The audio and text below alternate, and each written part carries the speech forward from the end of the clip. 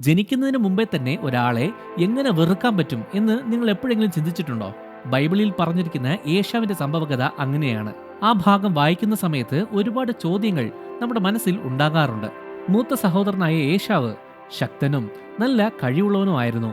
എന്നിരുന്നാലും അവന്റെ അവസാനം വളരെ വിചിത്രവും വേദനിപ്പിക്കുന്നതുമായിരുന്നു. അവൻ ഒരു തെറ്റും ചെയ്തിട്ടില്ല.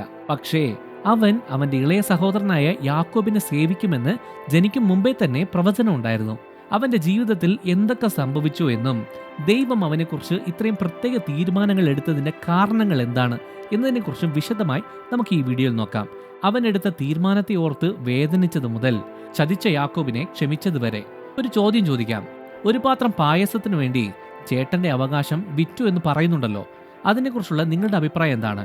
അവന്റെ ജീവിതത്തിൽ ചെയ്ത ഏറ്റവും വലിയ തെറ്റ് എന്നാണോ, അതോ ഇത് നേരത്തെ തന്നെ പ്രവചിക്കപ്പെട്ട ഒരു സംഭവമായതുകൊണ്ട് ഉണ്ടായതാണ് എന്നതാണോ? നിങ്ങളുടെ അഭിപ്രായം താഴെ കമന്റ് ചെയ്യുക. നമുക്കിനി വീഡിയോയിലേക്ക് കടക്കാം.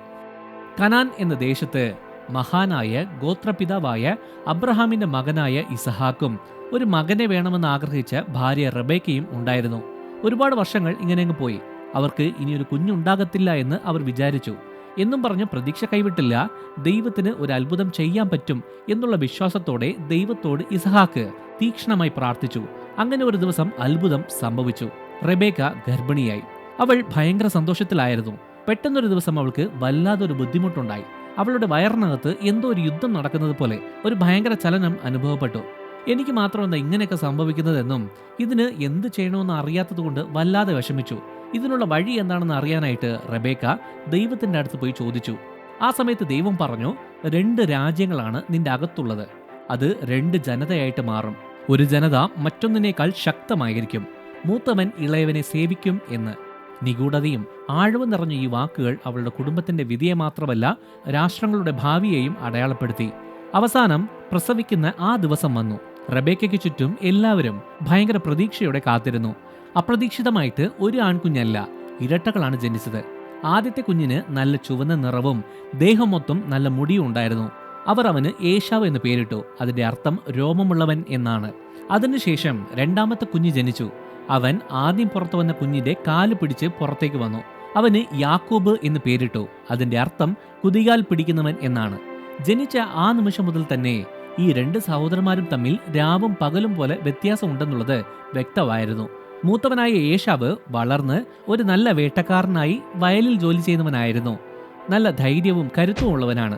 അവന്റെ ശരീരം മുഴുവൻ രോമമായിരുന്നു. അത് കാരണം അവന്റെ രൂപം തന്നെ വളരെ വ്യത്യസ്തമായിരുന്നു. എന്നാൽ യാക്കോബ് നല്ല ശാന്തമായ ഒരു ബുദ്ധിമാനാണ്. ബിസിനസ് ചെയ്യാൻ നല്ല തന്ത്രപരമായ കഴിവ് അവനുണ്ടായിരുന്നു. ഏശാവ് കാട്ടിൽ ഇര തേടി അലഞ്ഞു നടക്കുന്ന സമയത്ത് യാക്കോബ് ജനത്തിന്റെ പാരമ്പര്യങ്ങളും വ്യാപാര രഹസ്യങ്ങളും പഠിച്ചുകൊണ്ട് വീട്ടിൽ തന്നെ ഉണ്ടായിരുന്നു. 2 സഹോദരന്മാർ തമ്മിലുള്ള വ്യത്യാസം അവരുടെ വ്യക്തിത്വങ്ങൾക്കും താല്പര്യങ്ങൾക്കും അപ്പുറമായിരുന്നു. അവരുടെ അപ്പനമ്മ പോലും അവരെ വ്യത്യസ്തമായ രീതിയിലാണ് സ്നേഹിച്ചത്. ഇസഹാക്കിന് ഏശാവിനെയായിരുന്നു ഭയങ്കര ഇഷ്ടം. അവന്റെ ശക്തിയും ധൈര്യവും അപ്പന് ഭയങ്കര ഇഷ്ടമായിരുന്നു. വേട്ടയ്ക്ക് ശേഷം ഏശാവ് കൊണ്ടുവരുന്ന മാംസം, അവൻ തന്നെ തയ്യാറാക്കുന്ന ഭക്ഷണവും അവന്റെ മേലുള്ള കാട്ടിലെ സുഗന്ധവും ഗോത്രപിതാവായ ഇസഹാക്കിന് ഭയങ്കര ഇഷ്ടമായിരുന്നു. എന്നാൽ മറുവശത്ത് റെബേക്കയ്ക്ക് യാക്കോബിനോടായിരുന്നു പ്രത്യേക ഇഷ്ടവും വാത്സല്യവുമൊക്കെ. നല്ല സൗമ്യനായിരുന്നു. വീട്ടിലെ എല്ലാ കാര്യത്തിനും അമ്മയ്ക്ക് സഹായമായിരുന്നു. നൂറ്റാണ്ടുകൾക്ക് ശേഷം മാലാക്കി പുസ്തകം 1-ാം അധ്യായം 2-3 വാക്യങ്ങളിൽ ഈ 2 സഹോദരന്മാരെ കുറിച്ച് മാലാക്കി എന്ന പ്രവാചകൻ ഞെട്ടിക്കുന്ന ഒരു കാര്യത്തെക്കുറിച്ച് സംസാരിച്ചു. ഞാൻ നിങ്ങളെ സ്നേഹിക്കുന്നു എന്ന് യഹോവ അരുളി ചെയ്യുന്നു. എന്നാൽ നിങ്ങൾ ചോദിക്കുന്നു, എങ്ങനെയാണ് അവിടുന്ന് ഞങ്ങളെ സ്നേഹിച്ചത്? യഹോവ ഉത്തരമരുളി, ഏശാവ് യാക്കോബിന്റെ സഹോദരനായിരുന്നല്ലോ. എന്നിട്ടും ഞാൻ യാക്കോബിനെ സ്നേഹിച്ചു, എന്നാൽ ഏശാവിനെ ഞാൻ വെറുത്തു. ഞാൻ അവന്റെ പർവ്വതങ്ങളെ തരിശു നിലമാക്കി, അവന്റെ അവകാശത്തെ മരുഭൂമിയിലെ കുറുനരികൾക്ക് ഏൽപ്പിച്ചു കൊടുത്തിരിക്കുന്നു. ഈ വചനം വായിക്കുന്ന സമയത്ത് ആദ്യം ഒരു ഞെട്ടലൊക്കെ ഉണ്ടാകും. പക്ഷേ ഈ വാക്യം വ്യക്തിപരമായ വിദ്വേഷം പ്രകടിപ്പിക്കാൻ ഉദ്ദേശിച്ചുള്ളതല്ല, മറിച്ച് ദൈവത്തിന്റെ വലിയ പദ്ധതിയിൽ ദൈവത്തിന്റെ ദിവ്യ തെരഞ്ഞെടുപ്പിനെയാണ് ഇത് സൂചിപ്പിക്കുന്നത്. ഈ വാക്യം വ്യക്തിപരമായ സ്വഭാവത്തെക്കുറിച്ചല്ല കാണിക്കുന്നത്. ഓരോരുത്തരും അവരുടെ ജീവിതത്തിൽ ചെയ്യുന്ന കാര്യങ്ങൾ, എടുക്കുന്ന തീരുമാനങ്ങൾ എല്ലാം വളരെ ശ്രദ്ധയോടെ ആയിരിക്കണമെന്നത് എടുത്തു കാണിക്കുന്നു. മൂത്ത മകൻ എന്ന നിലയ്ക്ക് ഏശാവിന് ആ സമയത്തുണ്ടായിരുന്ന സംസ്കാരത്തിൽ പ്രധാനപ്പെട്ട പദവികളും ഉത്തരവാദിത്വങ്ങളും ഉണ്ടായിരുന്നു. അപ്പന്റെ സ്വത്തിന്റെ ഏകദേശം എല്ലാ ഭാഗങ്ങളും മൂത്ത മകനാണ് കിട്ടുന്നത്. തലമുറകളായി കൈമാറ്റം ചെയ്യപ്പെടുന്ന ഒരു ആത്മീയ പാരമ്പര്യമായ ഗോത്രപിതാവിന്റെ അനുഗ്രഹവും അവന് കിട്ടും. അതുമാത്രമല്ല, ഈ അനുഗ്രഹത്തിന്റെ കൂടെ തന്നെ ദൈവിക വാഗ്ദത്തങ്ങളും ഉണ്ടായിരുന്നു. അതിൽ അബ്രഹാമിന്റെ സന്തതി കാരണം ഭൂമിയിലെ എല്ലാ ജനവും അനുഗ്രഹിക്കപ്പെടും എന്ന ദൈവത്തിന്റെ വാഗ്ദത്തവും ഉൾപ്പെടുന്നുണ്ട്. എന്നിരുന്നാലും രണ്ട് സഹോദരന്മാരുടെയും അന്ത്യം ആരും തന്നെ പ്രതീക്ഷിക്കാത്ത രീതിയിൽ മാറി എന്ന് വേണം പറയാൻ. ഇരട്ടകൾ ജനിക്കുന്നതിന് മുമ്പേ തന്നെ ദൈവം റെബേക്കയുടെ അടുത്ത് പറഞ്ഞിട്ടുണ്ടായിരുന്നു, മൂത്തവൻ ഇളയവനെ സേവിക്കും എന്ന്. ആരും തന്നെ പ്രതീക്ഷിക്കാത്ത സമയത്ത് അത് സംഭവിക്കാൻ തുടങ്ങി. വീട്ടിൽ മൂത്തവനാണ്, എന്നിരുന്നാലും അവന്റെ ജീവിതത്തിൽ പല അപ്രതീക്ഷിതമായ വഴിത്തിരിവുകൾ ഉണ്ടായി. അങ്ങനെ ദൈവത്തിന്റെ പ്രവചനം നിറവേറാൻ തുടങ്ങി. എല്ലാവരുടെയും ജീവിതത്തിൽ ഇങ്ങനെ തന്നെയാണ്. ആശ്ചര്യങ്ങളും വെല്ലുവിളികളും നിറഞ്ഞതാണ് നമ്മുടെ ജീവിതം. അപ്പനമ്മ പോലും ഏകപക്ഷീയമായിട്ടാണ് സ്നേഹിക്കുന്നതെന്നത് സഹോദരന്മാർ ശ്രദ്ധിച്ചു എന്നതാണ് സത്യം. ഏശാവാണെങ്കിൽ മൂത്ത മകനാണ്. അപ്പൻ അവനെയാണ് ഒരുപാട് സ്നേഹിക്കുന്നത്. അതുകൊണ്ട് തന്നെ അവൻ ചെയ്യുന്ന എല്ലാ കാര്യങ്ങളിലും അവൻ തൃപ്തനായിരുന്നു. മറുവശത്ത് യാക്കോബ് ഒരേ സമയത്ത് ജനിച്ചവനാണ്, പക്ഷെ വീട്ടിലും എല്ലാ സ്ഥലത്തും രണ്ടാം സ്ഥാനത്താണല്ലോ എന്നുള്ള ഒരു വിഷമം അവന്റെ അകത്ത് തന്നെ ഉണ്ടായിരുന്നു. മറ്റേതൊരു ദിവസത്തെയും പോലെ ആ ദിവസവും ആരംഭിച്ചു. പക്ഷേ അത് ഇതുവരെ ജനിക്കാത്ത രണ്ട് രാഷ്ട്രങ്ങളുടെ ചരിത്രത്തിലെ ഒരു നിർണായക നിമിഷമായി മാറാനുള്ള ദിവസമായിരുന്നു. നല്ല വേട്ടക്കാരനായ ഏശാവ് വില്ലും അമ്പും ഒക്കെ എടുത്ത് വെളുപ്പിന് തന്നെ വേട്ടയ്ക്ക് വേണ്ടി പുറപ്പെട്ടു. വേട്ടയാടാനായിട്ട് അവൻ മരുഭൂമിയിലേക്ക് പോയി. സമയം കടന്നുപോയി. സൂര്യൻ ആകാശത്തേക്ക് ഉയർന്നു വന്നു. ചൂട് ഭയങ്കരമായിട്ട് കൂടാൻ തുടങ്ങി. വേട്ടയ്ക്ക് പോയി കഴിഞ്ഞാൽ പൊതുവെ എല്ലാ ദിവസവും എന്തെങ്കിലുമൊക്കെ കിട്ടാറുണ്ട്.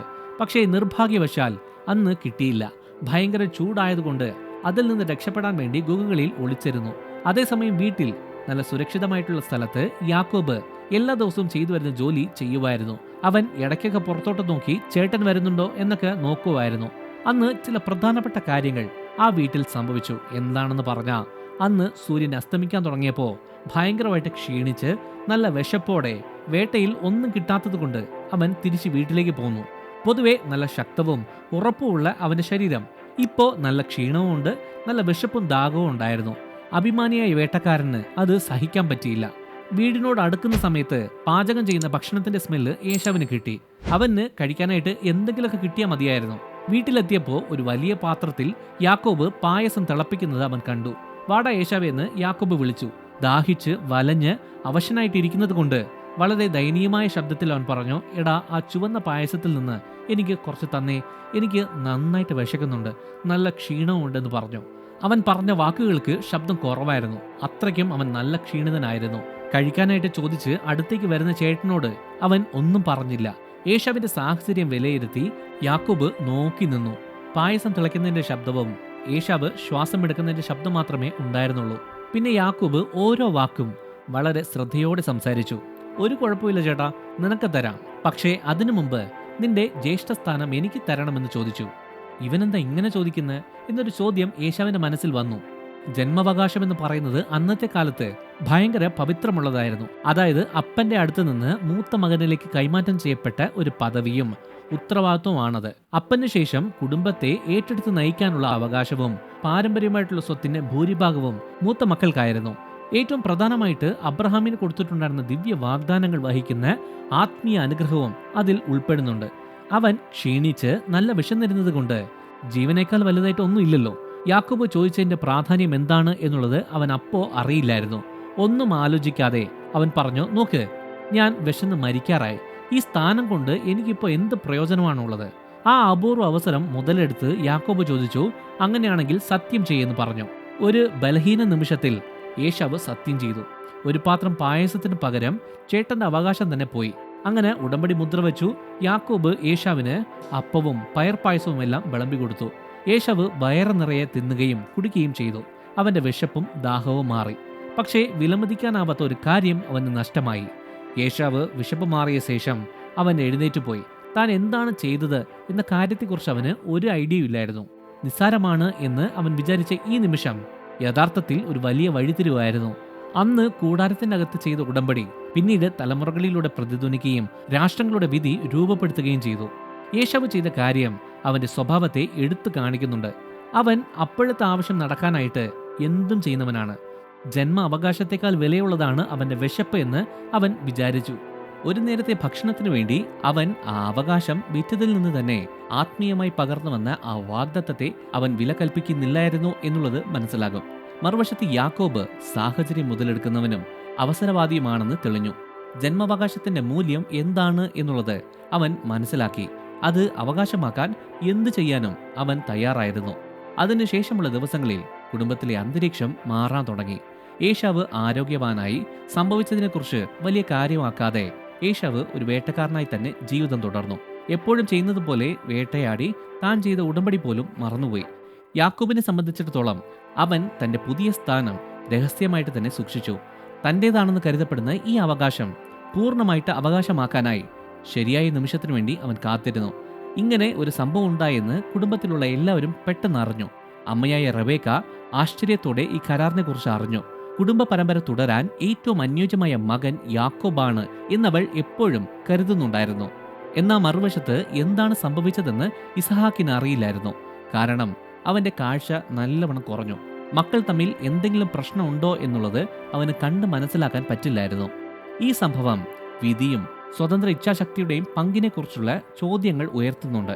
ഇരട്ടകൾ ജനിക്കുന്നതിന് മുമ്പേ തന്നെ ദൈവം റബേക്കയോട് സംസാരിച്ച പ്രവചനം, അതായത് മൂത്തവൻ ഇളയവനെ സേവിക്കും എന്നത് യാഥാർത്ഥ്യമാകുന്നതായി അവൾക്ക് തോന്നി. എന്നാൽ ഈ ഒരു സംഭവം നേരത്തെ തന്നെ പ്രവചിച്ചതുകൊണ്ടുണ്ടായതാണോ അതോ ഇവർ തന്നെ തിരഞ്ഞെടുത്തതാണോ? ഇതിൽ ഏതാണ് സത്യം? കാലങ്ങൾ കടന്നുപോയി ഈ ഉടമ്പടി ചെയ്തതിന്റെ അനന്തരഫലങ്ങൾ പതുക്കെ പതുക്കെ ഉയർന്നു വരാൻ തുടങ്ങി. ഇപ്പോൾ ജന്മാവകാശമുള്ള യാക്കോബിന് കൂടുതൽ സുരക്ഷിതത്വം തോന്നി. അവൻ കൂടുതൽ കുടുംബത്തിലുള്ള ഉത്തരവാദിത്വങ്ങൾ ഏറ്റെടുക്കാൻ തുടങ്ങി. തനിക്ക് അർഹതയുണ്ടെന്ന് വിശ്വസിക്കുന്ന നേതൃത്വ സ്ഥാനത്തിനു വേണ്ടി സ്വയം തയ്യാറാകാൻ തുടങ്ങി. എന്നാൽ ഏശാവ് മുമ്പിലത്തെ പോലെ തന്നെ ജീവിച്ചു. താൻ ചെയ്ത കൈമാറ്റത്തെക്കുറിച്ച് ഖേദമൊന്നും അവന് ഉണ്ടായിരുന്നില്ല. എന്നിരുന്നാലും സംഘർഷത്തിന്റെ വിത്ത് വിതറിക്കഴിഞ്ഞു. എപ്പോഴും ചെറിയ ചെറിയ പ്രശ്നങ്ങളൊക്കെ ഉണ്ടായിരുന്ന രണ്ട് സഹോദരന്മാർ തമ്മിലുള്ള പിറുമുറുക്കം പതുക്കെ പതുക്കെ വളരാൻ തുടങ്ങി. അങ്ങനെ ഒരുപാട് വർഷങ്ങൾ കഴിഞ്ഞു. ഗോത്രപിതാവായ ഇസഹാക്കിന് ഇപ്പോൾ നല്ല പ്രായമായി. പ്രായമുള്ളതുകൊണ്ട് തന്നെ കണ്ണിന്റെ കാഴ്ച വല്ലാതെ കുറഞ്ഞു. ഏകദേശം ഒരു അന്ധനായി എന്ന് തന്നെ പറയാം. ഇനി അധികകാലം ഉണ്ടാകത്തില്ല എന്ന് മനസ്സിലായി. അതുകൊണ്ട് പിതാക്കളുടെ അനുഗ്രഹം കൊടുക്കാൻ സമയമായി എന്ന് ഇസഹാക്കിന് തോന്നി. ഒരു ദിവസം ഉച്ച സമയത്ത് ഇസഹാക്ക് തനിക്ക് ഏറ്റവും ഇഷ്ടമുള്ള മൂത്ത മകനായ ഏശാവിനെ അടുത്തേക്ക് വിളിച്ചു. ഇസഹാക്കിന് നല്ല പ്രായമുണ്ടെങ്കിലും അദ്ദേഹത്തിന്റെ ശബ്ദം ബഹുമാന്യ ഒരു നേതാവിന്റെ അധികാരം വെളിപ്പെടുത്തി. അവൻ പറഞ്ഞു, എന്റെ മകനെ, എനിക്കിപ്പോ നല്ല പ്രായമായി. ഞാൻ എന്ന് മരിക്കും എന്നുള്ളത് എനിക്ക് അറിയില്ല. നിന്റെ ആയുധങ്ങളും വില്ലും എടുക്ക്. എന്നിട്ട് വയലിലേക്ക് പോയി എനിക്ക് വേണ്ടി ഒരു മൃഗത്തെ വേട്ടയാടി എനിക്ക് ഇഷ്ടമുള്ള രീതിയിൽ എങ്ങനെ ഭക്ഷണം തയ്യാറാക്കണം എന്നുള്ളത് അറിയാലോ. അങ്ങനെ ആ വേട്ടയാടിയ ഇറച്ചി കൊണ്ട് ഭക്ഷണം തയ്യാറാക്കി എൻ്റെ അടുത്തേക്ക് കൊണ്ടുപോവാ. അത് ഞാൻ കഴിച്ച് സന്തോഷത്തോടെ ഞാൻ നിന്നെ അനുഗ്രഹിക്കാം എന്ന് പറഞ്ഞു.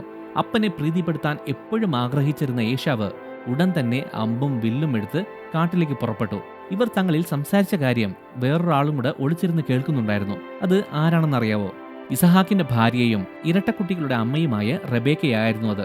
അച്ഛനും മകനും തമ്മിൽ സംസാരിച്ച എല്ലാ കാര്യങ്ങളും അവൾ കേട്ടു.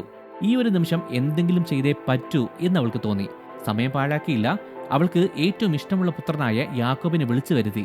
എന്നിട്ട് അവനോട് പറഞ്ഞു, ഞാൻ പറയുന്നത് ശ്രദ്ധിച്ചു കേക്ക്. നിന്റെ അപ്പൻ ഏശാവിനോട് സംസാരിക്കുന്നത് മുഴുവൻ ഞാൻ കേട്ടു. എന്താണെന്ന് പറഞ്ഞാൽ, മരിക്കുന്നതിന് മുമ്പ് കർത്താവിന്റെ സന്നിധിയിൽ അവനെ അനുഗ്രഹിക്കാനായിട്ട് വേട്ടയിറച്ചി കൊണ്ട് നല്ല രുചികരമായ ഭക്ഷണം തയ്യാറാക്കി കൊണ്ടുവരാനായിട്ട് അവനോട് പറയുന്നത് ഞാൻ കേട്ടു. നീ ഒരു കാര്യം ചെയ്, ആട്ടിൻകൂട്ടത്തിന്റെ അടുത്തേക്ക് പോയി എനിക്ക് 2 ആടുകളെ കൊണ്ടുവാ.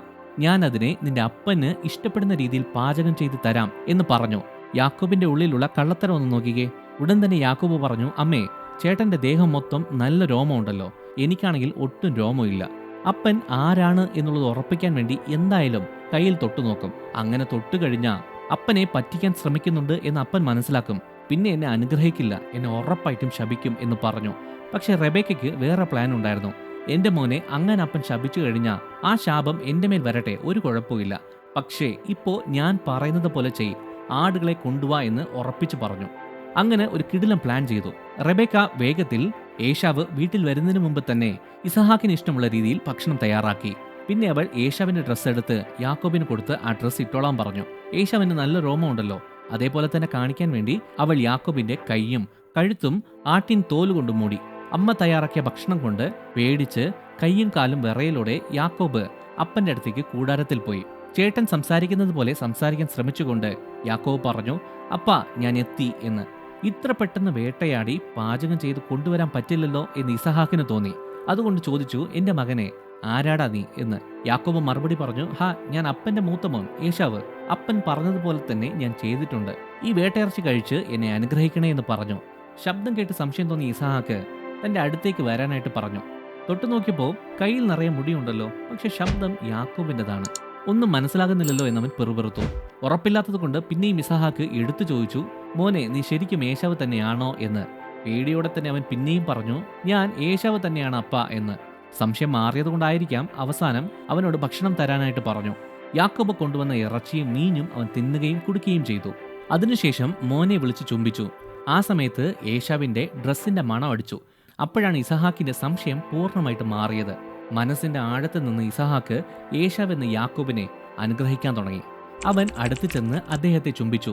അവന്റെ വസ്ത്രം മണത്തു നോക്കി ഇസഹാക്ക് അവനെ അനുഗ്രഹിച്ചുകൊണ്ട് പറഞ്ഞു, ഹാ, എന്റെ മകന്റെ സുഗന്ധം, യഹോവ അനുഗ്രഹിച്ച വയലിന്റെ സുഗന്ധം പോലെ. ദൈവം നിനക്ക് ആകാശത്തിന്റെ മഞ്ഞും ഭൂമിയുടെ പുഷ്ടിയും ധാന്യത്തിന്റെയും പുതുവിഞ്ഞിന്റെയും സമൃദ്ധിയും നൽകട്ടെ. രാഷ്ട്രങ്ങൾ നിന്നെ സേവിക്കുകയും ജനതകൾ നിന്നെ വണങ്ങുകയും ചെയ്യട്ടെ. നിന്റെ സഹോദരന്മാർക്ക് നീ പ്രഭുവായിരിക്കട്ടെ. നിന്റെ അമ്മയുടെ പുത്രന്മാർ നിന്നെ നമിക്കട്ടെ. നിന്നെ ശപിക്കുന്നവർ ശപിക്കപ്പെടട്ടെ. നിന്നെ അനുഗ്രഹിക്കുന്നവർ അനുഗ്രഹിക്കപ്പെടട്ടെ. ശക്തമായ വാക്കുകളും വാഗ്ദത്തങ്ങളും കൂടാരത്തിനുടനീളം പ്രതിധ്വനിച്ചു. യാക്കോബാണെങ്കിൽ കുറ്റബോധം കൊണ്ട് വിറച്ചു. അവന്റെ പ്ലാൻ വിജയിച്ചു എന്നുള്ളത് അവൻ ഒട്ടും വിശ്വസിക്കാൻ കഴിഞ്ഞില്ല. ഏശാവിന്റെ അനുഗ്രഹം ഇപ്പോ യാക്കോബിൻ്റെതാണ്. യാക്കോബ് വീട്ടിൽ നിന്ന് പുറത്തുപോയ സമയത്ത് അനുഗ്രഹം സ്വീകരിക്കാനുള്ള ആകാംക്ഷയോടെ ഏശാവ് വീട്ടിലേക്ക് വന്നു. അവൻ നന്നായിട്ട് ഭക്ഷണം തയ്യാറാക്കി ഇസഹാക്കിന് കൊണ്ടുവന്നു. അപ്പ, ഞാൻ വന്നു എന്ന് പറഞ്ഞ് കൂടാരത്തിന്റെ അകത്തേക്ക് കയറി.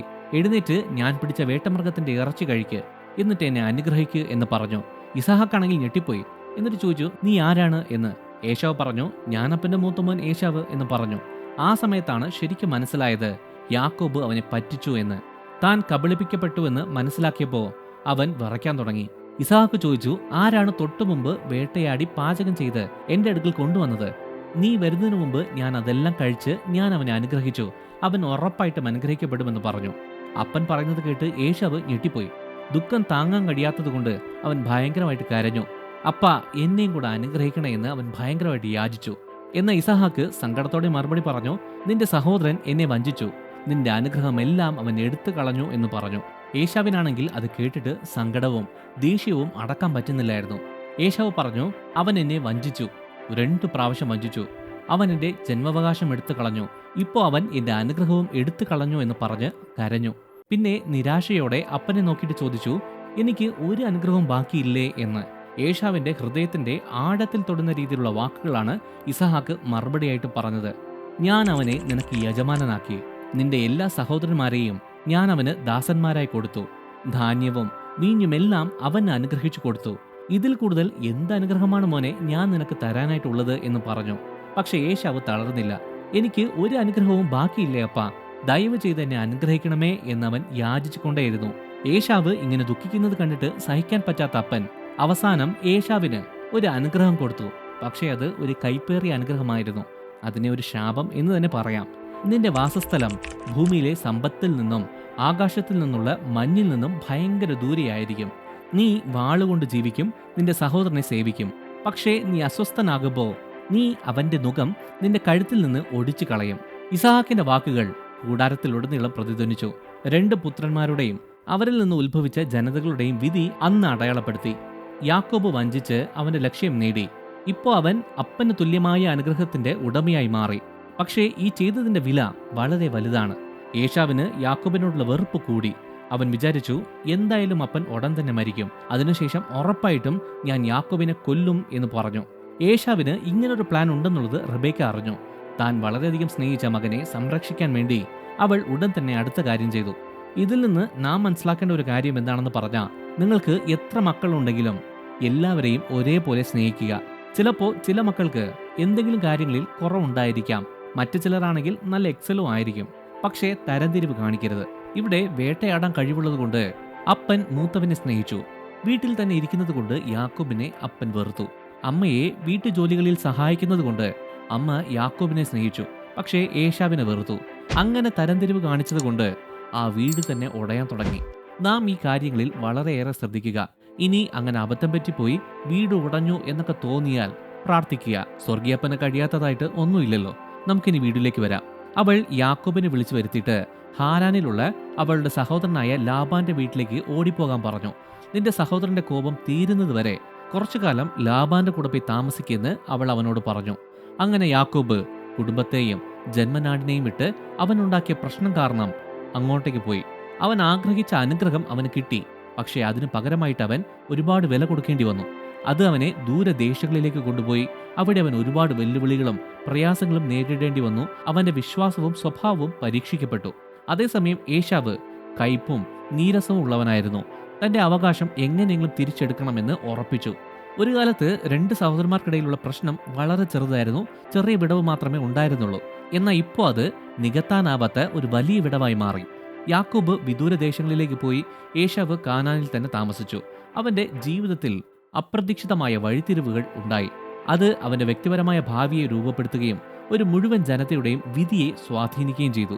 വയലിൽ ജോലി ചെയ്യുന്ന മനുഷ്യനും വിദഗ്ധനായ വേട്ടക്കാരനുമായ ഏശാവ് ഇപ്പോൾ ഒരു വലിയ വഴിത്തിരിവിനെ അഭിമുഖീകരിച്ചു. പിതാവിന്റെ അനുഗ്രഹം ഇല്ലാതായതും ഇരട്ട സഹോദരനുമായുള്ള വേർപിരിയലും കാരണം അവന്റെ ജീവിതത്തിൽ ഒരു വലിയ ശൂന്യത ഉണ്ടായി. വർഷങ്ങളായി അതിനെ പല വിധത്തിൽ നികത്താൻ അവൻ ശ്രമിച്ചു. 40-ാം വയസ്സിൽ ഏശാവ് തന്റെ മാതാപിതാക്കളായ ഇസഹാക്കിനെയും റബേക്കയും ദുഃഖിപ്പിക്കുന്ന രീതിയിലുള്ള ഒരു തീരുമാനമെടുത്തു. ഹിത്യനായ ബേരിയുടെ മകൾ യേഹൂദിത്ത്, ഹിത്യനായ ഏലോമിന്റെ മകൾ ബാസമത്ത് എന്ന 2 പേരെ വിവാഹം കഴിച്ചു. ഹിത്യരാണെങ്കിൽ ഇസഹാക്കും റബേക്കയും സ്നേഹിച്ചിരുന്ന അബ്രഹാമിന്റെ പാരമ്പര്യങ്ങളിൽ നിന്ന് വളരെ വ്യത്യസ്തമായ ആചാരങ്ങളും വിശ്വാസങ്ങളും ഉള്ള ഒരു ജനമായതുകൊണ്ട് തന്നെ ഈ തീരുമാനത്തെ അവർ അംഗീകരിച്ചില്ല. ഈ ഭാര്യമാർ ഇസഹാക്കിനെയും റബേക്കയെയും ഒരുപാട് ബുദ്ധിമുട്ടിച്ചു എന്ന് ബൈബിൾ പറയുന്നുണ്ട്. ഈ വാക്യം ആ കുടുംബത്തിലുണ്ടായ ബുദ്ധിമുട്ടിനെ എടുത്തു കാണിക്കുന്നുണ്ട്. കാരണം ഏശാവിന്റെ വിവാഹം എന്ന് പറയുന്നത് അന്യമതത്തിൽപ്പെട്ട ഒരു ഐക്യം മാത്രമല്ല, ദൈവം അബ്രഹാമിന് കൊടുത്തിട്ടുണ്ടായിരുന്ന വാഗ്ദത്തത്തിൽ നിന്നുള്ള ഒരു വ്യതിചലനം കൂടിയായിരുന്നു. അങ്ങനെ ഇസഹാക്കിന്റെ വീട്ടിലുണ്ടായ പിറുമുറുക്കങ്ങൾ നമുക്ക് ഊഹിക്കാവുന്നതേ ഉള്ളൂ. യാക്കോബിനെ എപ്പോഴും അനുകൂലിച്ചിരുന്ന റബേക്ക ഏശാവ് ഇങ്ങനെ മറ്റൊരു മതത്തിൽ നിന്ന് വിവാഹം കഴിച്ചപ്പോൾ ഇളയ മകൻ തന്നെയാണ് കുടുംബ പാരമ്പര്യം തുടരാൻ യോഗ്യനെന്ന് ഉറപ്പിച്ചു കാണാൻ സാധ്യതയുണ്ട്. ഇസഹാക്കിന് വലിയ അവ്യക്തത ഉണ്ടായിരിക്കണം. ഏശാവിനെ അവന് ഭയങ്കര ഇഷ്ടമായിരുന്നു എന്നുള്ളത് എല്ലാവർക്കും അറിയാവുന്നതാണ്. പക്ഷെ അവൻ ചെയ്ത കാര്യങ്ങൾ അവൻ അതുവരെ പഠിച്ചതും വിലമതിച്ചതുമായ എല്ലാത്തിനും എതിരായിരുന്നു എന്നതാണ് സത്യം. ഏശാവിന്റെ 2 ഭാര്യമാരും അവരുടെ ആചാരങ്ങളും വിശ്വാസങ്ങളും വീടിന്റെ അകത്തേക്ക് കൊണ്ടുവന്നു. അങ്ങനെ കുടുംബജീവിതത്തിൽ ഒരു പുതിയ ചലനം ഉണ്ടായി. ഒരു കാലത്ത് അബ്രഹാമിന്റെ പാരമ്പര്യങ്ങളുടെയും യഹോവയുടെ ആരാധന കേന്ദ്രമായിരുന്ന ഇസഹാക്കിന്റെ വീട് ഇപ്പോ അന്യ ആചാരങ്ങളുടെയും ആശയങ്ങളുടെയും വീടായി മാറി. ഇത് കാരണം തന്നെ ആ വീട്ടിൽ ഭയങ്കര പ്രശ്നങ്ങളുണ്ടായി. തനിക്ക് കിട്ടാനുള്ള അനുഗ്രഹം നഷ്ടപ്പെട്ടതുകൊണ്ട് അതിന്റെ വേദനയിലും കയ്പിലുമാണ് ഏശാവ് ഇങ്ങനെയൊക്കെ ചെയ്തത്. അതിന്റെ ആഘാതം എന്തായിരിക്കുമെന്നത് അപ്പോ അവൻ അറിയില്ലായിരുന്നു. കുടുംബ പാരമ്പര്യങ്ങൾക്ക് എതിരായിട്ടുള്ള ഈ പാത അവൻ മനഃപൂർവ്വം തെരഞ്ഞെടുത്തു. എന്തായാലും അവൻ ചെയ്ത കാര്യങ്ങൾ അവന്റെ മാത്രമല്ല അവന്റെ സന്തതിയുടെയും ഭാവിയെ രൂപപ്പെടുത്തി. അങ്ങനെ വർഷങ്ങൾ കടന്നുപോയി. വേട്ടക്കാരനും കർഷകനുമായ ഏശാവ് നന്നായിട്ട് അഭിവൃദ്ധി പ്രാപിച്ചു. അവന്റെ കഴിവുകൾ കാരണം ആ സമൂഹത്തിൽ നല്ല ആദരണീയമായ ഒരു സ്ഥാനം അവന് നേടിക്കൊടുത്തു. അവന് കുഞ്ഞുങ്ങൾ ജനിച്ചു. ആ കുഞ്ഞുങ്ങൾ അപ്പന്റെ ദൈവത്തെക്കുറിച്ചും അമ്മയുടെ അന്യദൈവ ആരാധനയും പഠിച്ചു. അങ്ങനെ ഇരിക്കുന്ന സമയത്ത് ഒരു ദിവസം ഏശാവിന് ഒരു വാർത്ത കിട്ടി. ഒരുപാട് വർഷത്തെ പ്രവാസത്തിന് ശേഷം അദ്ദേഹത്തിന്റെ സഹോദരനായ യാക്കോബ് കാനാനിലേക്ക് തിരിച്ചു വരുന്നു എന്നുള്ള വാർത്ത. ഈ പ്രാവശ്യം അവൻ ഒറ്റയ്ക്കല്ല വരുന്നത്. അവന്റെ ഭാര്യ, കുട്ടികൾ ഉൾപ്പെടെ ഒരു വലിയ സമ്പത്തും കൊണ്ട് അവൻ വന്നു. ഈ വാർത്ത കേട്ടപ്പോൾ തന്നെ ഏശാവിനുണ്ടായ പഴയ മുറിവുകൾ വീണ്ടും ഓർമ്മ വന്നു കാണും. സ്വന്തം സഹോദരൻ തന്നെ അവനെ വഞ്ചിച്ചു, അനുഗ്രഹം എടുത്തു കളഞ്ഞു, നാട് വിട്ടുപോയെങ്കിലും ഇപ്പോൾ ഭയങ്കര അനുഗ്രഹത്തോടെ തിരിച്ചു വരുന്നു. ഈ സമയത്ത് ഏശാവ് മറ്റൊരു പ്രധാന തീരുമാനമെടുത്തു. നേരത്തെ കല്യാണം കഴിച്ച ആ ഹിത്യ ഭാര്യമാർ കാരണം അവന്റെ മാതാപിതാക്കൾ ഒരുപാട് ബുദ്ധിമുട്ടുന്നുണ്ട് എന്ന് മനസ്സിലാക്കിയ ഏശാവ് ഒരു കല്യാണം കൂടെ കഴിക്കാൻ തീരുമാനിച്ചു. എന്നാൽ ഈ പ്രാവശ്യം അദ്ദേഹത്തിന്റെ തെരഞ്ഞെടുപ്പ് തന്ത്രപരവും ആഴത്തിൽ അർത്ഥവത്തായതുമായിരുന്നു. ഏശാവ് ഇസഹാക്കിന്റെ പകുതി സഹോദരനായ ഇസ്മായിലിന്റെ വീട്ടിലേക്ക് പോയി ഇസ്മായേലിന്റെ മകളും നെബയോത്തിന്റെ സഹോദരിയുമായ മഹലത്തിനെ വിവാഹം കഴിച്ചു. ഈ തെരഞ്ഞെടുപ്പ് യാദർശികമാണ് എന്ന് നമുക്ക് പറയാൻ പറ്റില്ല. അബ്രഹാമിന്റെ സന്തതിയിൽപ്പെട്ട ഒരാളെയാണ് അവൻ ഈ പ്രാവശ്യം കല്യാണം കഴിച്ചത്. ഏശാവ് തന്റെ കുടുംബ പാരമ്പര്യവുമായി വീണ്ടും ബന്ധപ്പെടാൻ ശ്രമിക്കുന്നുണ്ട് എന്നത് ഇത് കാണിക്കുന്നു. ഏശാവിന്റെ ഈ 3ാം വിവാഹം അവന്റെ സ്വഭാവത്തെയും ആന്തരിക പോരാട്ടങ്ങളെക്കുറിച്ച് ധാരാളം കാര്യങ്ങൾ വെളിപ്പെടുത്തുന്നുണ്ട്. നേരത്തെ എടുത്ത തീരുമാനങ്ങൾ കുടുംബ പാരമ്പര്യത്തിൽ നിന്ന് അവനെ അകറ്റി നിർത്തിയെങ്കിലും അവനെ എല്ലാവരും അംഗീകരിക്കണമെന്ന് അവന് ആഗ്രഹമുണ്ടായിരുന്നു. ചിലപ്പോ മഹലത്തിന് വിവാഹം കഴിച്ചതുകൊണ്ട് മാതാപിതാക്കൾക്കുണ്ടായ ബുദ്ധിമുട്ടുകളൊക്കെ മാറ്റി കുടുംബ പാരമ്പര്യം വീണ്ടും ഉറപ്പിക്കാൻ പറ്റുമെന്ന് അവൻ പ്രതീക്ഷിച്ചു. പക്ഷേ അവൻ വാഗ്ദത്ത ദേശത്തിൽ നിന്ന് ഒരുപാട് അകന്നു. അവസാനം ഏശാവും കുടുംബവും കനാന്റെ തെക്ക് കിഴക്ക് വശത്തുള്ള ഒരു മലയിലേക്ക് താമസം മാറ്റി. ഈ മാറ്റവും പ്രതീകാത്മകമായിരുന്നു. തെക്ക് കിഴക്കൻ ഭാഗത്ത് താമസിക്കുന്നതിലൂടെ ഏശാവ് വാഗ്ദത്ത വംശപരമ്പരയിൽ നിന്ന് മാറി സ്വന്തമായി ഒരു പ്രത്യേക രാഷ്ട്രം ആരംഭിച്ചു. ആ തെക്ക് കിഴക്കൻ ഭാഗത്ത് ഏശാവ് ഭയങ്കരമായിട്ട് അഭിവൃദ്ധി പ്രാപിച്ചു. അദ്ദേഹത്തിന്റെ സന്തതി വളർന്ന് ശക്തരായി. പിൽക്കാലങ്ങളിൽ ഇസ്രായേലിന്റെ ചരിത്രത്തിൽ ഒരു പ്രധാന പങ്ക് വഹിക്കേണ്ട ഒരു വലിയ ജാതിയായി അവർ മാറി. ഉൽപ്പത്തി 36 അധ്യായത്തിൽ ഏശാവിന്റെ സന്തതിയെക്കുറിച്ചുള്ള വിശദമായ പട്ടിക ബൈബിൾ പറയുന്നുണ്ട്. അവന്റെ പരമ്പര വലിപ്പത്തിലും സ്വാധീനത്തിലും വളർന്നുവെന്ന് കാണിക്കുന്ന ഒരു വംശാവലിയെക്കുറിച്ചാണ് പറയുന്നത്. അവന്റെ സന്തതിയിൽ വലിയ പ്രഭുക്കന്മാരും രാജാക്കന്മാരും ശക്തരായ നേതാക്കളും ഉണ്ടായിരുന്നു. ഏദോം എന്ന ദേശം ഏശാവിന്റെ സന്തതികളുടെ വാസസ്ഥലമായി മാറി. നല്ല സമ്പത്തും നല്ല ദേശവുമായ ഒരു വലിയ ജാതിയായി അവർ മാറി. പിതാവിന്റെ അനുഗ്രഹം അവന് കിട്ടിയില്ല എങ്കിൽ പോലും ഏശാവ് പരാജയപ്പെട്ടില്ല. നല്ല ഉറച്ച അടിസ്ഥാനവും സമൃദ്ധമായ ഭാവിയുമുള്ള ശക്തമായ ഒരു രാഷ്ട്രം ഏദോം എന്ന വലിയ രാജ്യം അവൻ കെട്ടിപ്പടുത്തു. ഏദോമും ഇസ്രായേലും തമ്മിൽ എപ്പോഴും പ്രശ്നങ്ങളുണ്ടായിരുന്നു. ഏശാവും യാക്കോബും തമ്മിൽ പ്രശ്നങ്ങളും ശത്രുതയും ഉള്ളതുപോലെ തന്നെ തലമുറകളിലും അത് നീണ്ടുനിന്നു. ഏശാവിന് അപ്പൻ അനുഗ്രഹം കിട്ടിയില്ല എങ്കിൽ പോലും നാം എടുക്കുന്ന ചില തീരുമാനങ്ങൾ പ്രയാസകരമായ സാഹചര്യങ്ങളിൽ പോലും വളർച്ചയിലേക്കും വിജയത്തിലേക്കും കൊണ്ടുപോകുമെന്നത് അവന്റെ ജീവിതം തെളിയിക്കുന്നുണ്ട്. ഏശാവും യാക്കോബും തമ്മിൽ ക്ഷമിച്ചുവെങ്കിലും പിന്നീട് അവർ ഒരുമിച്ച് താമസിച്ചില്ല. നിരാശ നേരിടുന്ന സമയത്ത് പോലും നമുക്കൊരു അവിശ്വസനീയമായ പാരമ്പര്യം കെട്ടിപ്പടുക്കാൻ കഴിയുമെന്ന് ഏശാവ് തെളിയിച്ചു. ഏശാവിന്റെ സന്തതി ശക്തമായ ഒരു ജനതയായി മാറി. ഈ ഏദോം ദേശം ധാതു സമ്പത്തിൽ സമ്പന്നമായിരുന്നു. വ്യാപാര പാതകളിൽ തന്നെ തന്ത്രപരമായി സ്ഥിതി ചെയ്തു. നൂറ്റാണ്ടുകളായി അഭിവൃദ്ധി പ്രാപിച്ചു. ഏശാവിന് കിട്ടിയ അനുഗ്രഹം പോലെ തന്നെ, അതായത് ചേട്ടൻ അനിയനെ സേവിക്കുമെന്ന അനുഗ്രഹം പോലെ തന്നെ കുറച്ചു കാലമൊക്കെ ഇസ്രായേൽ ഏദോമിനെ ഭരിച്ച സമയങ്ങളുണ്ടായിരുന്നു. എന്നാൽ ഏദോം ഈ നുകത്തെ ഉടച്ച് ഇസ്രായേലിന്റെ നിയന്ത്രണത്തിനെതിരെ എഴുന്നേറ്റ സമയങ്ങളുണ്ട്. ഏശാവിന്റെ വംശത്തിലുള്ള ആ ആകർഷകമായ കാര്യം എന്താണെന്ന് പറഞ്ഞാൽ യഹൂദ ക്രിസ്ത്യൻ പാരമ്പര്യങ്ങളിൽ അവനെ എങ്ങനെ ഓർമ്മിക്കുന്നു എന്നതാണ്. 12 ഗോത്രങ്ങളുടെ പിതാവായ ഇസ്രായേലിന്റെ ഗോത്രപിതാവായ യാക്കോബിനെ ബൈബിൾ ഭയങ്കരമായിട്ട് ആഘോഷിക്കുന്നുണ്ട്. എന്നാൽ തന്റെ ജന്മാവകാശത്തെ പുച്ഛിച്ച ഒരാളുടെ ഉദാഹരണമായിട്ടാണ്, അതായത് നെഗറ്റീവായിട്ടാണ് ഏശാവിനെ ചിത്രീകരിക്കുന്നത്. എന്നിരുന്നാലും ബൈബിൾ ശ്രദ്ധാപൂർവം വായിച്ചു കഴിഞ്ഞാൽ ഏശാവിനെ കുറിച്ച് കൂടുതൽ ആഴമായിട്ട് നമുക്ക് മനസ്സിലാക്കാൻ പറ്റും. അവൻ ആവേശം കയറി എന്തെങ്കിലുമൊക്കെ ചെയ്യും, അല്ലെങ്കിൽ ഒരു ശ്രദ്ധയില്ലാത്തവനാണ് എന്നൊക്കെ ബൈബിൾ ചിത്രീകരിക്കുന്നുണ്ട്. പക്ഷേ ശരിക്കും പറഞ്ഞാൽ ചതിച്ചവനെ പോലും ക്ഷമിക്കാൻ കഴിവുള്ളവനായിരുന്നു എന്ന് നമുക്ക് കാണാൻ പറ്റും. യാക്കോബിനെ ക്ഷമിച്ചത് തന്നെ അവന്റെ ഉള്ളിൽ എത്ര നല്ല ഗുണങ്ങൾ ഉണ്ടായിരുന്നു എന്നത് എടുത്തു കാണിക്കുന്നുണ്ട്. പക്ഷേ അത് പലപ്പോഴും ആരും തന്നെ ഓർക്കാറില്ല. ഏശാവിന്റെ ജീവിതം ചില കാര്യങ്ങളെക്കുറിച്ച് ചിന്തിക്കാൻ നമ്മെ ഓർമ്മിപ്പിക്കുന്നു. ഭൗതികവും ആത്മീയവുമായ നമ്മുടെ ജീവിതത്തിൽ നാം കൊടുക്കുന്ന മൂല്യം, കുടുംബ ബന്ധങ്ങളുടെ വില, ആഴത്തിൽ മുറിവേൽപ്പിച്ചവരെ പോലും ക്ഷമിക്കാനുള്ള കഴിവ്, നമ്മുടെ തീരുമാനങ്ങൾ നമ്മുടെ ജീവിതത്തെ മാത്രമല്ല ഭാവി തലമുറകളുടെ ജീവിതത്തെയും എങ്ങനെ രൂപപ്പെടുത്തും എന്നതാണ്. ഏശാവിന്റെ ജീവിതം നമുക്ക് മനസ്സിലാക്കി തരുന്ന അടുത്ത കാര്യം, ചരിത്രപരമായ വിവരണങ്ങൾ പലപ്പോഴും വിജയിക്കുന്നവരെക്കുറിച്ച് മാത്രമാണ് എഴുതുന്നത്. ബൈബിൾ പ്രധാനമായിട്ടും യാക്കോബിന്റെ വംശപരമ്പരയ്ക്കാണ് പ്രാധാന്യം കൊടുക്കുന്നത്. പക്ഷേ ഏദോമിന്റെ സമൃദ്ധിയും ശക്തിയും ഏശാവിന്റെ ചരിത്രത്തെ കാണിക്കുന്നു. രണ്ടും വ്യത്യസ്തമാണെങ്കിലും ഏശാവിന്റെ പാരമ്പര്യത്തിന് പ്രാധാന്യം കൊടുക്കുന്നില്ല എന്നതാണ് സത്യം. ഏശാവിന്റെ ജീവിതത്തിൽ നിന്ന് മനസ്സിലാക്കേണ്ട അടുത്ത കാര്യം എന്താണെന്ന് പറഞ്ഞാൽ, നമ്മുടെ ജീവിതം ചില സമയത്ത് നാം എടുക്കുന്ന തീരുമാനങ്ങൾ കൊണ്ട് അവസാനിക്കുന്നില്ല, മറിച്ച് നമ്മുടെ പ്രവൃത്തികളുടെയും ബന്ധങ്ങളുടെയും ആകെത്തുകയാണ് എന്ന് ഇത് എടുത്തു കാണിക്കുന്നു. പ്രത്യേകിച്ച് തന്നെ ചതിച്ച യാക്കോബിനെ പോലും അവൻ ക്ഷമിച്ചു. അതായത് കുടുംബത്തിലുള്ള ഏറ്റവും ആഴമായ വിള്ളൽ പോലും നമുക്ക് മറികടക്കാൻ കഴിയുമെന്നതിന്റെ ശക്തമായ ഓർമ്മപ്പെടുത്തലാണിത്. തന്റെ കുടുംബത്തിലെ മൂത്ത മകൻ എന്ന നിലയിൽ ഏശാവ് സ്വന്തം ജീവിതത്തെ മാറ്റിമറിച്ച ചില തീരുമാനങ്ങൾ എടുക്കേണ്ടി വന്നു. അതേസമയം ഭാവി തലമുറകൾക്ക് അതൊരു അനുഗ്രഹമായി മാറി എന്നതാണ് സത്യം. ഈ വീഡിയോ ഇഷ്ടമായ ലൈക്ക് ചെയ്യുക, ഈ ചാനൽ സബ്സ്ക്രൈബ് ചെയ്യുക. നിങ്ങൾ ദൈവത്താൽ അനുഗ്രഹിക്കപ്പെട്ടവർ.